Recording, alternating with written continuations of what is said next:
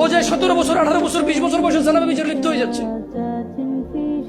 কিন্তু ও যদি আল্লাহকে ভয় পেত আর শারীরিক চাহিদার জন্য আল্লাহর কাছে বলতো, আল্লাহ আমাকে ধৈর্য দাও, আমি রোজা রাখতেছি, আমাকে সাহায্য করো, আমাকে তৌফিক দাও, আমাকে উত্তীর্ণ করো, বিবাহ পর্যন্ত আমাকে তৌফিক দাও, তাহলে আল্লাহ যিনি রহমান, যিনি ওদুদ প্রেমময়, তুমি আল্লাহর ভয়ে জানাবাদ দিলা, আল্লাহর কাছেই চাইলা, ধৈর্য আল্লাহর জন্যই ধরলা, আশা আল্লাহর কাছেই করো, তিনি কি তোমাকে ফিরাবে?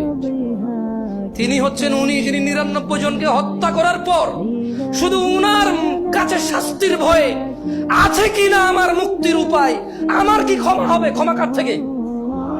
তাহলে ওই যে বনি ইসরায়েলের ঘটনা, ও 99টা মানুষকে মারার পর কার কাছে ক্ষমার জন্য? ক্ষমা হবে কিনা ব্যাকুল হয়ে গেছে। কার কাছের জন্য? আল্লাহ থেকে। ওকে যাদেরকে মেরে ফেলছে তাদের কাছের জন্য। ও তো টেনশন করতেছে যে আমাকে কি মাফ করবে কেউ, আল্লাহ কি আছে যে আমাকে মাফ করবে, বা আমার কি ক্ষমা হবে? 99টা মারার পরও কি ক্ষমা পাবো আমি?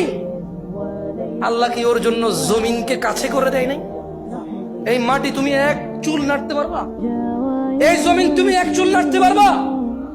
ভাই আমার, তুমি কি বনি ইসরায়েলের ওই 99 জন হত্যাকারীর চাইতে নিজেকে খারাপ মনে করো?